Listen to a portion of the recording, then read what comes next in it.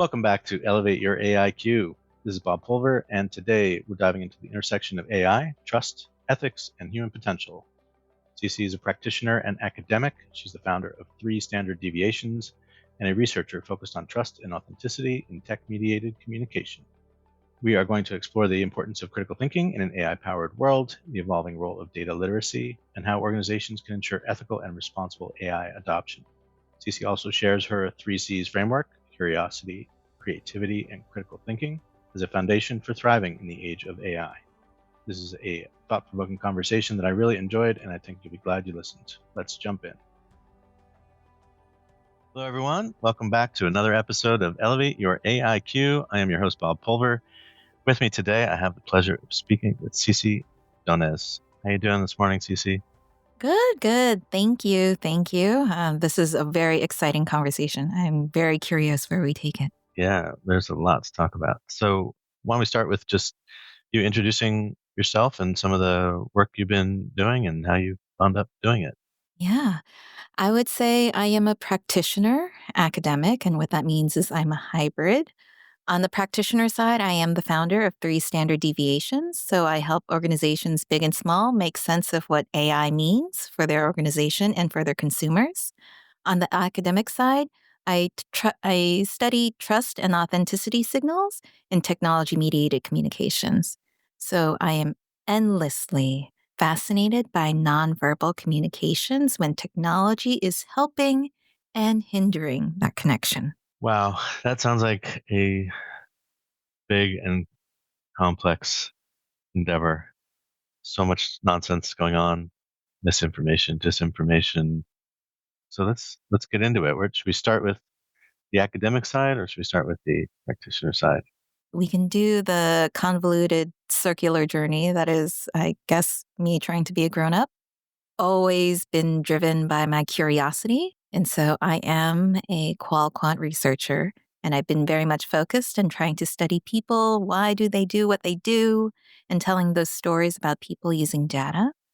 So I started first in marketing land, advertising land, really trying to understand consumer psychology and all of those things. I wanted to do more fun stuff with the data, and then the data was in a silo. The data was sequestered away. I couldn't find the data. And so the second part of my career, I really focused on building those data skills. And so I was brought into large organizations trying to do the digital data transformation. And so I would build those capabilities for them: data and analytics, people process platform, the whole end to end. And then I would say my third part of my career is that my pandemic gift to myself is to attempt to finish my dissertation and focus on trying to understand how do we operate in this AI world. So I've been teaching for a bit. I do lecture on AI ethics. I've been writing for a good amount of time at this point, and I'm still following my curiosity. So it's a nonlinear path, and the reason why I'm here is just I kept on asking questions and doing my best to find the answers. So I love nonlinear paths because that's what my career has been all about. Good luck with your dissertation, certainly. The concept of, I guess, data literacy, I think you're way ahead of most on that front. And it seems like that gives you an excellent vantage point from which to judge a lot of what's going on, because I think a lot of people have sort of skipped over that. And what I mean by that is when it comes to everyone's just sort of jumping on AI, oh, we got to do AI, forget about the business case. All our competitors are using it, our people are using it already. We've got to get moving. And so, but one of the things I've always contended is without some level of data and analytics maturity, you're kind of flying blind and just grabbing at shiny objects in a way, or you are not putting yourself, maybe you're putting too much trust in external data and models that have been, trained with data that you don't know where that data came from. It certainly wasn't yours. But as organizations attempt to sort of, customize solutions, maybe augmenting solutions that have been trained externally with their own data, you still have to trust the data that you're injecting. It doesn't matter what you own it. If you don't understand what data you have and the quality of that data, the provenance of that data, et cetera, you're still going to be, I guess, playing this with one hand behind your back. A little bit, yes. Agree, agree. So I'll give a little bit more of a technical answer, and then I'll do the more business side answer that I like to do as well as an educator. The more technical answer, nothing's changed since the whole thing around big data. So it's still garbage in, garbage out. And so my recommendation to all data leaders and all stakeholders is if you don't understand the provenance, so you said a spot on. If you don't understand the lineage, if you don't understand the data generating process on which you're building your entire AI house on, you may run into problems. You may find, you have a family of rats underneath your house. You may find there's mold in the walls, all sorts of things that maybe you don't want as an AI house owner, but is very important to know. And so I always start back with, do you understand your data quality? Do you understand your data governance? Those things are all fundamental. And then we start talking about, okay, so something fancy like AI, is that really applicable for you? So that's a little bit more of a technical answer. The answer that I tend to use when I do run workshops, so I do run workshops for organizations trying to figure out, should we AI this? Why are we saying AI is a verb? And just generally trying to figure it all out. So I do my alliteration. It's 3 C's. So the first one's curiosity because, well, first of all, I'm Ceci and I'm just very curious. So that's always important. That's very critical for data literacy, critical for AI culture. And then I would say creativity. And the reason why I say this is that when we're thinking about outputs, the low hanging fruit usually for AI is automation. And so let me do the thing I repeat over and over again, but let the machine do it. That's great. That's definitely going to be a measurable business outcome. Yes, your finance counterparts will be very happy with you for a moment, but then the value generation, the longevity of the utilization of the tool, you need to figure out a new way. How do we create something new, a new revenue stream, a new idea, a new offer, a new value for your consumer? So that's creativity. And so I always recommend, yes, be curious, but you got to do something with it. So create. So creativity is important. And the third component I would say is it goes back all the way to grammar school. Critical thinking. Yes, you can read the words in the book. Yes, you can read the output from the prompt, but where's that intuition? Where's that, does this make sense? Or can I triangulate this information? Or, gosh, last time I checked, gravity tends to pull things towards the ground. Seems a bit odd that it would be the opposite way, but I'm open to new information. Let's explore this. Let's really think about this critically. And so that criticality, I think, is so important as well as you're trying to evaluate. And that's a higher order managerial skill. And I think the opportunity with the AI space is that it allows all of us to actually expand our skill sets and refine our skill sets in those areas, not just outsourcing it to the machine, but really developing it in yourself. And that's, I think, will be the differentiator and what I also call in these workshops durable skills that will last whatever changes in technology. We are freaking out around AI today. There will be a new label tomorrow, and none of us will know what it is. And then suddenly we have to worry about that. But the durable skills around curiosity, creativity, critical thinking, communication, those things will outlast the technology. Absolutely. The critical thinking piece in particular, I mean, I love the durable skills angle as well. I like that word. But the critical thinking, I just think, is something that everyone who's starting to explore, I think about students, anyone who's already has a smartphone, everyone who's on a computer, where even just a basic internet search is now giving you some AI responses, needs to think more deeply about whether that's really accurate. Don't take it at the output at face value. And some of that, as we were talking earlier, is related to just having some sort of grounding in what should be like expected, behavior, what makes sense. And common sense is not always common, but some of this is just basic.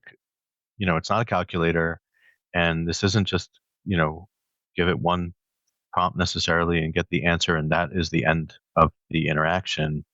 Sometimes you have to add context. Sometimes you have to, challenge some of these tools, just like you would challenge, some, know-it-all friend of yours who seems to have an answer for everything. And it's unlikely that they actually know what they're talking about in all cases, right? So just think more deeply about what you're doing. I think that I'm hoping that some of the newer large language models where it's sort of showing you its thought process in a way, its reasoning.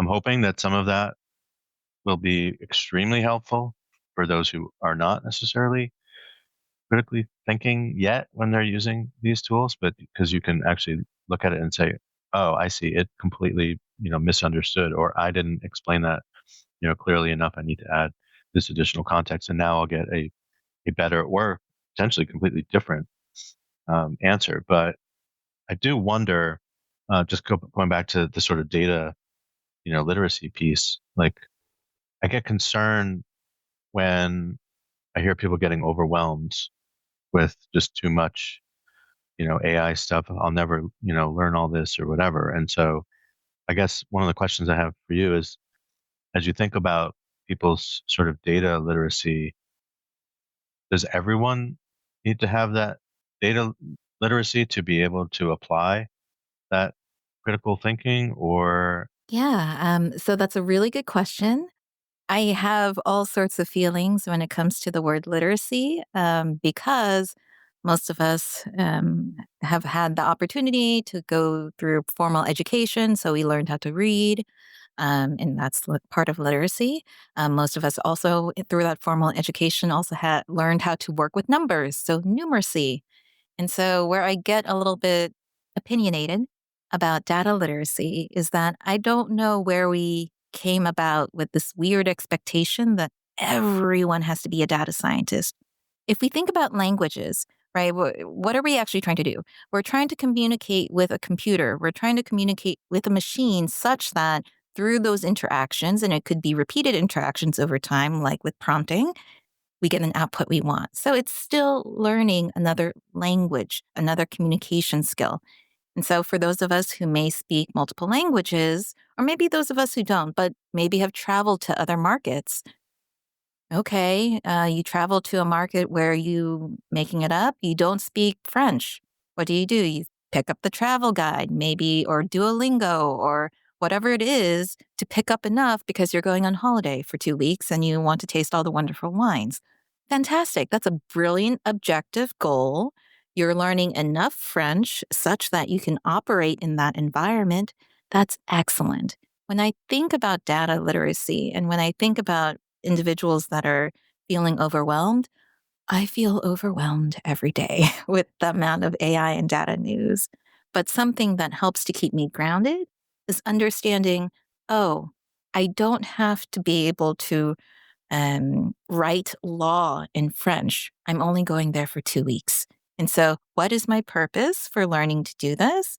And then calibrating the skills and tools I need around data and literacy to make sure that I have enough to be able to operate effectively. And more importantly, know when I need more help. So, for example, could we utilize LLMs today to produce our own apps if you've never been a software engineer? Oh, yes. I've had numerous friends that on a weekend exercise, never been a software engineer, but had a really cool idea. They worked with an LLM. Is it the worst UI ever? Yes. Would a UX designer cringe? Probably. But does it work? Is it operational?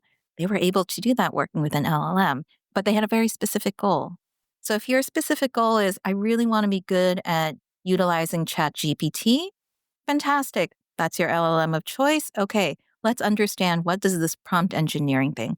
Oh, it's really about communication with context. Oh, it's really about active listening because the machine is giving you feedback when you don't like the output. Okay, great. Or maybe you just want to utilize traditional AI. All of us have been utilizing traditional AI if you've ever done any kind of work on a computer. It's the example I use all the time in conference and talks and in other locations. I say, have you been using email? Most people will say yes. Okay, when was the last time you clicked on a spam email? Hi, we're Meg and Amy from The Meg and Amy Show. We're not only tech execs and big picture thinkers, we're also best friends. We're curious learners. And on this podcast, we're challenging the status quo and activating the future. And we're going to give advice about work and leadership, right, Meg? You know, we can't help ourselves. But this podcast is about exploring possibility, not being right. That sounds refreshing. For more, tune in to The Meg and Amy Show. No, why would I do that? Yeah. Spam, guess what? Machine learning. Oh, traditional AI. Oh, okay, you've already been utilizing it. So it's really a mind shift change, I would argue, when it comes to data literacy. One, being super clear. Are you going on holiday? Or are you actually starting to build an app? Or you're studying law in a foreign language? Okay, those are different objectives, and therefore the amount of knowledge you need to have around data and AI, different. That's good. We want that. We want that diversity. And the second part is, um, I I always tell this to other practitioners and other technologists in the space. I consider myself one of them. I think one of the most beautiful things we've done is create this almost magical vocabulary full of acronyms that makes it precise, which is great. Jargon is helpful, especially when you're talking to other technical practitioners, but is horrific when you're trying to relate to other people, real everyday people. And so by utilizing all these fancy words, we've abstracted away from the connection that we're actually trying to create with others. And so shifting the mindset to you're exactly where you need to be on your AI journey and your data journey. Let's just find the objective and then ask for help to get the resources to get you enough skills so you can do what you want to do with data and AI. I have had people who are not in this space at all give me some feedback on the podcast, and they're like, I'm not even sure what you were talking about. And because I didn't sort of curb my own, buzzword bingo from being in the space for too long. I mean, I imagine you encounter this all the time as you shift between, a business leader, audience to a academic, student audience. Even if we only speak English, which is perfectly fine, be a monolinguist is perfectly fine. We speak dialects all the time. You speak very differently to your family, as opposed to your coworkers, as opposed to your friends, as opposed to someone who's from a different generation or someone who English may not be their first or second or third language. So you speak in different ways in different contexts. Those are all dialects. The machine dialect that we're all learning now, yeah, it's an interesting one, uh, and in some ways, this AI machine dialect we're all learning to communicate in is also helping us to reflect upon ourselves. Actually, how do we communicate? How do we listen? And so, in that way, it's kind of self-revealing, which is great for some people who want that self-awareness. Not so great if you're just trying to book the flight or book the hotel, and the machine will not do what you want it to do. I also think that, these durable, human skills, like you pointed out before, like you can use AI for automation, or you could use things that came before AI for automation as well.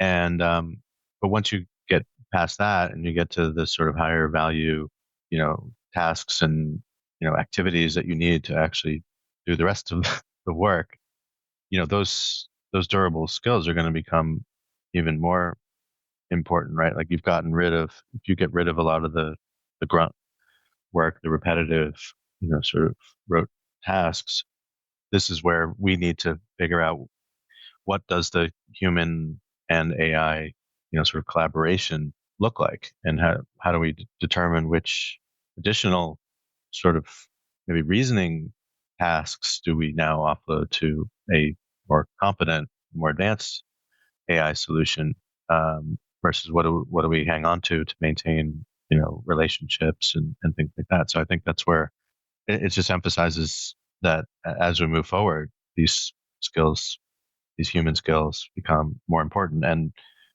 World Economic Forum has been saying that quite clearly for years now, in terms of future of jobs, future in demand skills, and things like that. So I think people are just, not everyone obviously pays attention to the World Economic Forum, but I do think it's an important, the 2025 report came out recently, and I think just it's good to see that has not changed even with all these advancements of AI. But I do think people need to pay more attention to that. And I guess one of the questions I have from an academic perspective is, do you see students learning how to sort of adjust and adapt to this, as opposed to just going through more traditional, curriculum, and like, are they prepared, I guess, for being part of the future workforce? So I'll share a small anecdote. I will not say which university I was sitting in the cafeteria of, but I was sitting in a cafeteria for graduate school, and it was around finals time. And I guess I was blending in very well because the students were continuing to have their conversations. And I was overhearing a conversation amongst a group of students, and they were discussing, okay, what parts of the final do we give to ChatGPT as opposed to I want to write it because I'm going to present it or I'm going to turn it in or whatever it is. And at the time, the initial thought is, oh my goodness, that's cheating, bad, bad, bad. What the administration, every university has their own policy around it. And we had to adhere to that. But then I got very curious about it because those students, unprompted, were already figuring out, hey, I need to manage this machine. Hey, I have a full workload that is, I suspect, overwhelming. It's finals. And I need to do a division of labor. So let me put on my critical thinking and figure out, okay, what is most appropriate and rote that maybe the machine can do well. And I study the work, but where's the components that allow me to shine, to demonstrate that I actually address the learning objectives of the course and demonstrate that I can actually articulate whatever I need to articulate for the final. And so I thought, that's a really good skill to have. That would be something wonderful to encourage and foster within individuals who are entering the workforce. I would also argue maybe it's good for all of us to figure it out as more and more of these tools kind of turn online for us. I'm figuring out what is appropriate for the machine versus myself. And I think where it gets difficult, and this philosophy of mine has changed somewhat as I've gotten older. I used to very much believe, okay, everything must be at scale. How do we define growth, capitalism, all the wonderful things? How do we get the numbers big, big, big? Which is great, very helpful. And it is really great, especially if you're trying to get funding for the next round to develop more features for your whatever startup you're a part of. But I'm beginning to think that scaling is at juxtaposition or at tension with personalization, meaning my skill profile will fundamentally always look different than someone else's skill profile. My strengths will be a different constellation than somebody else's strengths. My weaknesses will look very different. And my weaknesses today were not the same weaknesses 10 years ago, will not be the same weaknesses 10 years from now. Strength as well. And so I think when we are thinking about how to augment ourselves and what the human AI collaboration looks like in work context, school context, any other context, it's going to look quite bespoke to the individual because maybe I only want the AI to amplify what I'm already good at.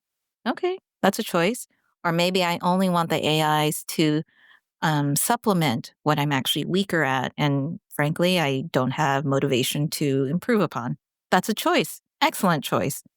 But you have to make that choice. And I think that's where scaling up and thinking about big can be a way to, what's the saying? I think paying too much attention to the forest and not enough on the individual trees. Oh, am I saying it backwards? I'm saying it backwards. No, I get it backwards all the time too. Not seeing the forest through the trees, for the trees. I probably have it backwards too. Point being, I'm starting to think what's more important is my individual lived experience, the people I interact with on a day-to-day basis. Can I help somebody improve their lived experience utilizing technology in some way? If yes, fantastic. If no, and it's only just a cup of tea and a chat, also good. And I think that's something we have to start to be very cognizant of. To me, that points to one of the things that I know you study and talk to people about, in addition to trust, which is authenticity. Are you being your authentic self as you utilize AI in the appropriate ways that you have determined you want to use it, or the organization expects you to use it? But I think you raise a really compelling point about that sort of augmented intelligence, and as people try to figure out, how do I sort of navigate my own skills journey and think about the trajectory of my career, which maybe it's linear, good for you, but it's certainly not a strike against you if you take a non-linear, or what I call a lattice kind of approach to your career, or some people call it a portfolio career. But it's a really sort of provocative thing to think about. Well, play to my strengths and then have AI sort of help me do an even better job of playing to my strengths, and let me sort of round out what I contribute with others who are stronger where I'm weaker? Or do I make myself a more complete, employee or leader by acknowledging that I'm great at these things and AI can mitigate some of the weaknesses that I have? Is there a happy medium where I just shrink some of those weaknesses while also expanding and improving some of the strengths? I mean, I think, to one of your points, like, that is sort of an individual. It needs to be an individual sort of decision and journey, depending on the context and the circumstances. And I like how you put your particular skills and profile and experience, or whatever, is this sort of unique sort of constellation of attributes and capabilities and skills. And obviously personality plays a part of that, and the contexts with which you've been exposed across industries, or in your case, academia versus business and things like that. So there's certainly no silver bullet to solve all these things, but it's also why what works for someone when you're interacting with some of these generative AI tools is not necessarily, you're not necessarily going to get the same benefit or the same results. I think at this point in time, given the nascency of the ecosystem, if we were to follow the news cycles and all the hype cycles, this may feel like it's old news, but in reality, no. This is all the consumer-facing versions of these technologies are very much nascent.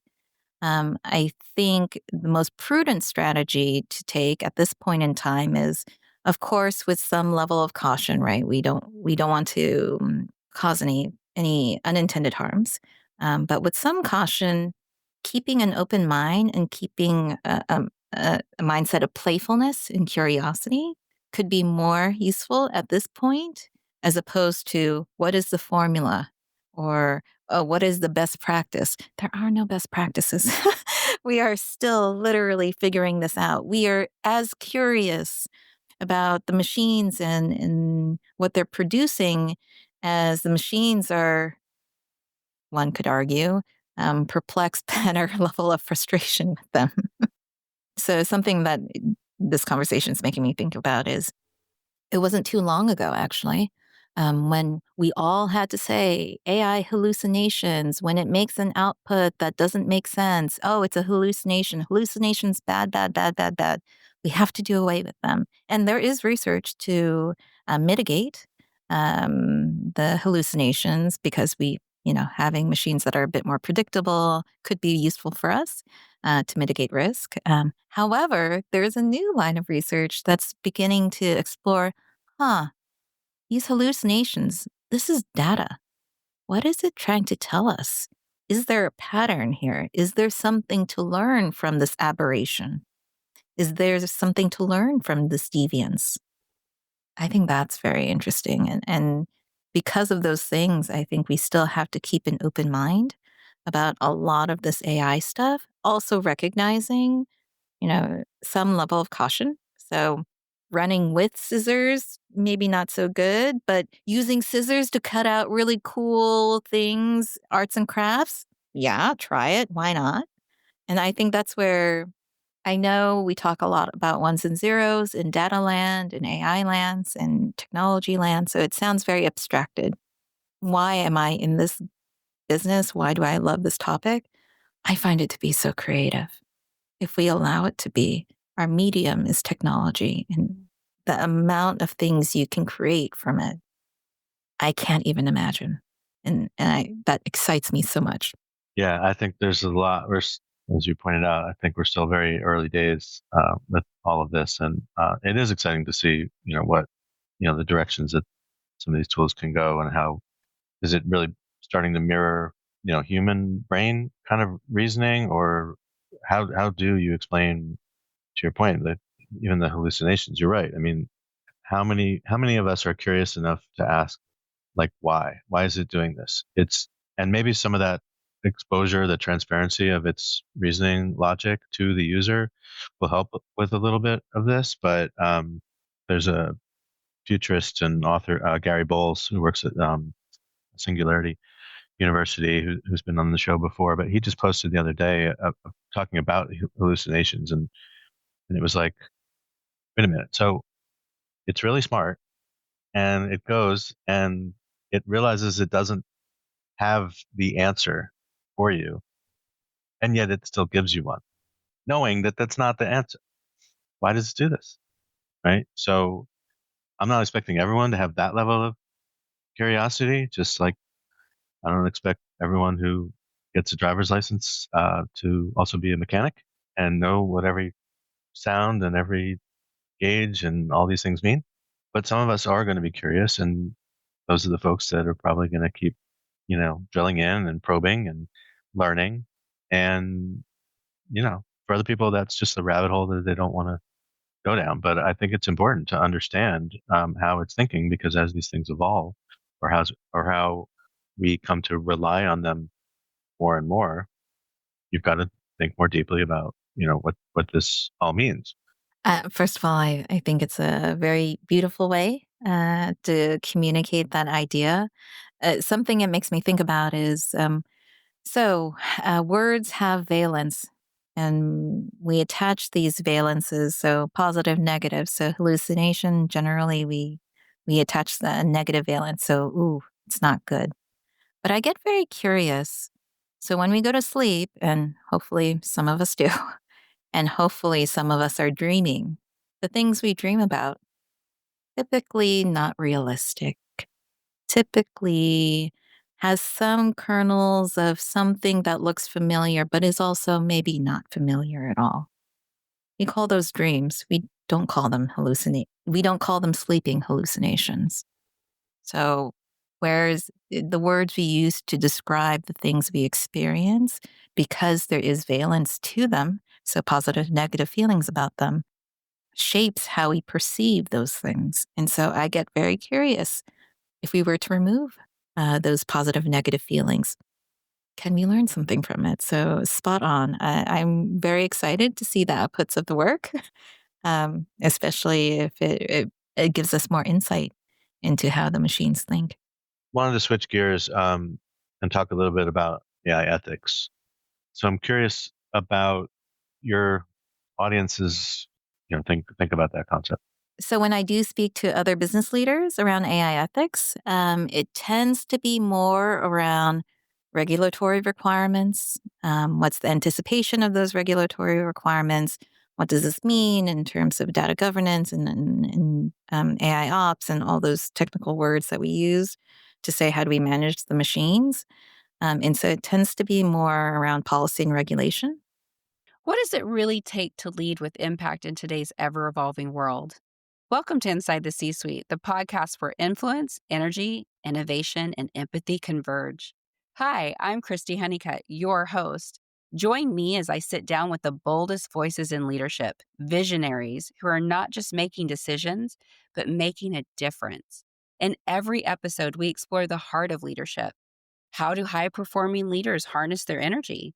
How do they lead with empathy without losing their edge? How do they turn disruption into innovation and pressure into purpose? You'll hear unfiltered stories of adversity, resilience, and the raw moments that shaped true influence. This isn't about perfection. It's about presence, passion, and the energetic exchange that fuels transformation. Inside the C Suite is your invitation to lead from a deeper place with intention, connection, and courage. If you're ready to go beyond the surface and unlock what really moves leaders to action, hit subscribe and step inside. You can find us wherever you get your podcast fix. Inside the C Suite, well, we're an energetic exchange. Let's lead with influence, live with energy, and create with empathy. When I speak to builders of the machines, so builders of AI, builders of technology, it tends to look a little bit different. So they have a beautiful idea of some solution they want to build. And typically, by the time I'm introduced into the conversation, I ask them, so who is going to use the solution? What problems are you helping to solve? It's an elegant, beautiful solution that I could never think of, never actually create myself. But I'm curious, who is it serving? Is it serving another machine or is it serving people? And if it's serving people, which people? Let's take a step back because sometimes I find, and this is not true of all, but sometimes in the fervor and excitement of building things that are really cool, we get too focused on solutions. So I tend to be that voice in those conversations. For graduate students, it's interesting because they have all sorts of ambitions of what they want to build, what they want to create, how they're going to change the world. And it's all wonderful. And it's really for them. I'm trying to instill in them that you're going to be the engine of energy in the next wave of innovation. And as a result of that, you also have to keep in mind, okay, how do I make sure that I'm being as good as I can be, whatever good means, to the people around me, to the people that I want to create value for. And so they may be builders or they may be on the business side. It varies. I've also taught AI ethics to middle school students. That was very interesting. I was terrified because I do not have background in K through 12 pedagogy. So I was not sure if I would be cool enough to hang with them. Gratefully, it all worked out. I've been invited back. But for them, it's so fascinating to me. And it's also what gives me so much hope in this space. I was really intimidated, but then I realized very quickly in speaking to them, there's a radical clarity that young people, sub 18, middle school, even kids have around what does it mean to be fair. They have very clear understanding of what it means to be fair, and they're very clear in communicating how sometimes the grown-ups in their lives are unfair. And so I typically bring the example for that cohort. I typically ask them to think about, when was the last time you were fighting over a video game or a toy or your favorite meal with your sibling? What did your parents do? What did your mother, father, your caretakers do? Was that fair? And then it brings up the whole conversation about fairness and how do we define fairness, always in their terms. but it's so clear to them. So it's beautiful that we're actually, we come pre-programmed with these ideas already in place. And it's really as we grow up and mature and understand that the complexity of life, how do we not lose that? I think that's the challenge that we have today. So through our layers of abstraction, which we also call maturity, how do we not lose the humanness that we were already born with? That's the hard part.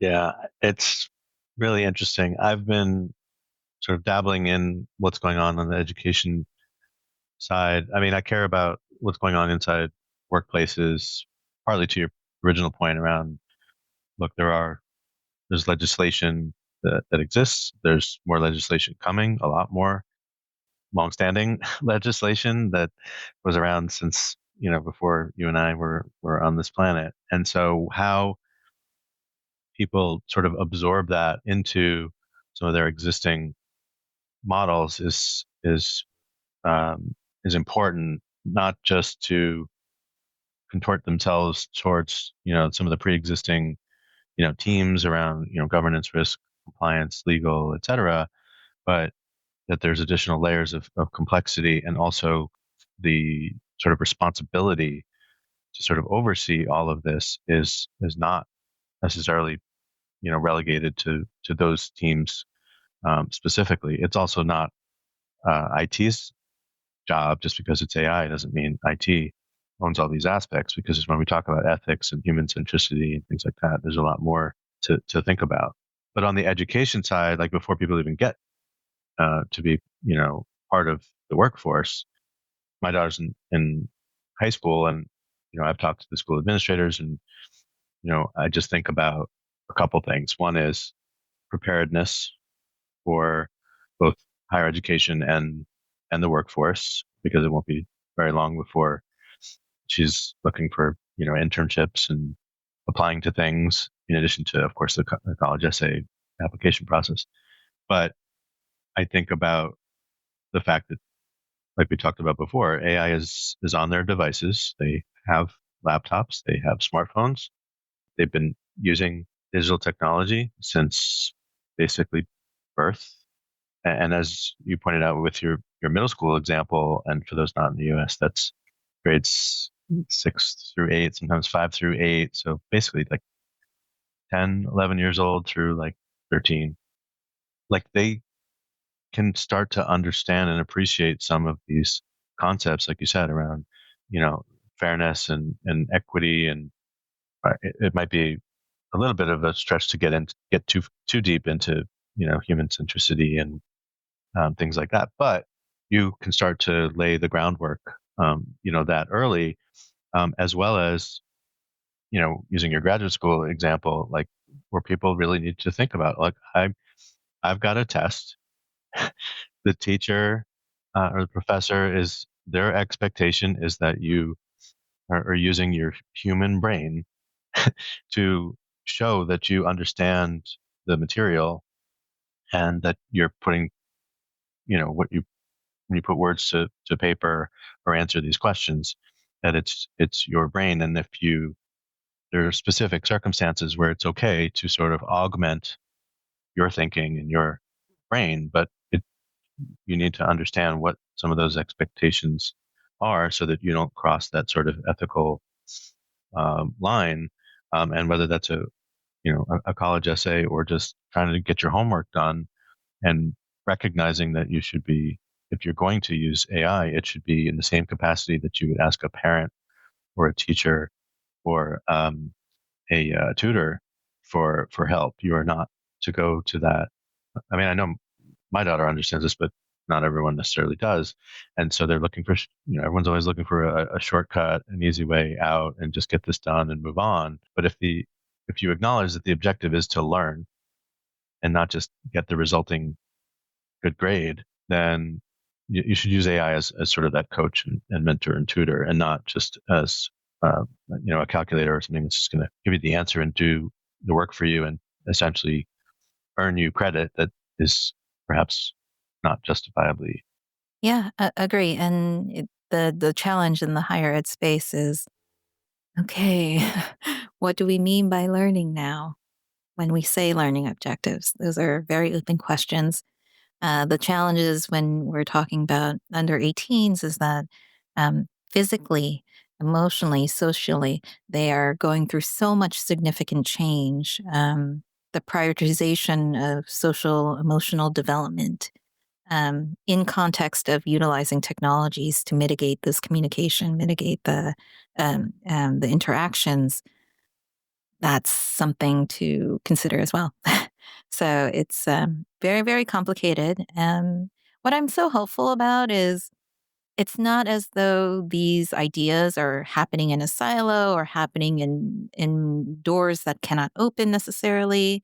It is part of the public discourse, AI and technology. So it's beautiful in the sense that, okay, yes, it's complicated because we have a collective action problem, but it's also great because everyone is thinking about this at some level, not at the same level, and that's good too. But at least it's salient. At least we can talk about it. I think one of the challenges with today that technology has helped to exacerbate as opposed to alleviate is there are topics that are not able to be discussed openly. Um, and that's difficult because it doesn't progress the conversation at all. We are still very fortunate that we can still have these very open conversations about what AI means for us and what the technologies mean for us. And so I'm still quite hopeful about all of it. Do I know the end of the story? No. If I did, this would be a very different conversation. But I think that's part of the fun. It's why this is all so exciting and terrifying. It is. It is. But I am cautiously optimistic that things will work out, and AI will be a welcome, addition to how we learn, how we develop ourselves for our careers, and I guess in our both personal and professional lives. But we've got to be ethical about it. We've got to be human centric about it, and I think there's enough of us that are trying to spread that message that hopefully it clicks for everyone. Yeah, yeah. So more to come. We don't know the ending. We do not. It's only chapter one. Cece, I've loved having you. This has been a great conversation. Thank you so much for spending time with me, and on behalf of my audience, thank you. Thank you. In the show notes, I'll put links to your profile and your website. I'll also include. We didn't get a chance to talk about your LinkedIn newsletter, but I'll put a link to that in the show notes as well. Well, thank you again, Cece, and thank you everyone for listening. We'll see you next time.